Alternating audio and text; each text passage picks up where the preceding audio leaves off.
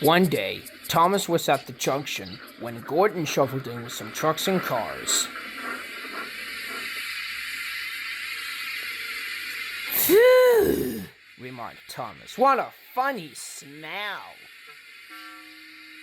"Can you smell a smell?" "I can't smell a smell," said Annie. "A funny, musky-rusky sort of smell," said Thomas. "No one really noticed what you did," grunted Gordon. "It might be yours." Not long ago, though, he fallen right into a dirty ditch. Thomas really enjoyed teasing him all about it. "Annie, Clarabelle, do you know what I think it is?" "It's ditch water." Before Gordon could answer, Thomas puffed away. Annie and Clarabelle could hardly believe their ears. "He's dreadfully rude. I feel quite ashamed. He's dreadfully rude." And to Thomas they said, "You mustn't be rude. You're making us ashamed." But Thomas didn't care a bit.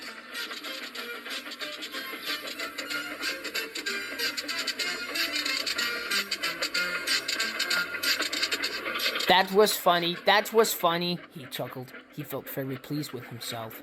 Annie and Clarabelle were deeply shocked. They have great respect for Gordon, the big engine.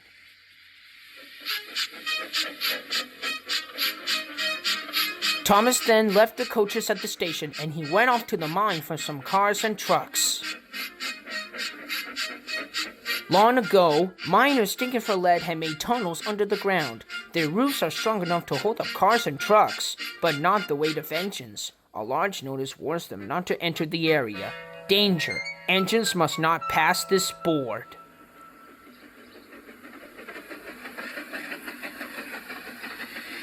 Silly old board, thought Thomas.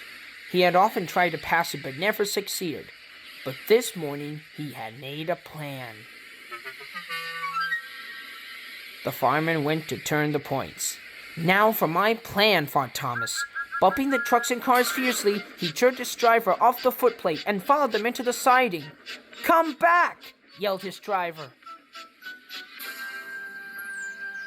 "Fire and smoke!" said Thomas. "I'm sunk!" And he was. "Oh dear," he said. "I am a silly engine."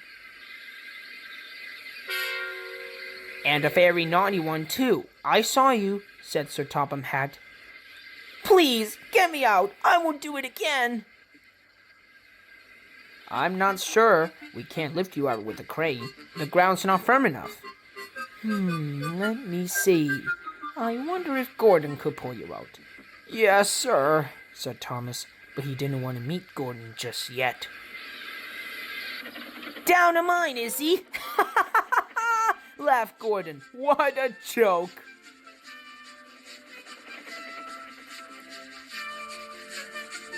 "Boop, boop, little Thomas.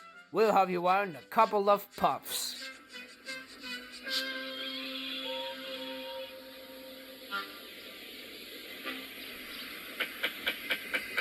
Strong cables were fastened between the two engines.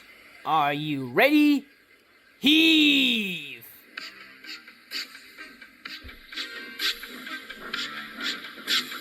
It was a lot harder than they all thought. But at last, Thomas was free. "I'm sorry I was cheeky," said Thomas. "That's okay, Thomas. You made me laugh," replied Gordon. "I'm in disgrace." "So am I," said Thomas. "Why, so you are, Thomas. Shall we form an alliance? You'll help me and I'll help you." "Right you are," agreed Thomas. "Good. That's settled," grumbled Gordon. And buffer to buffer, the Allies puffed home.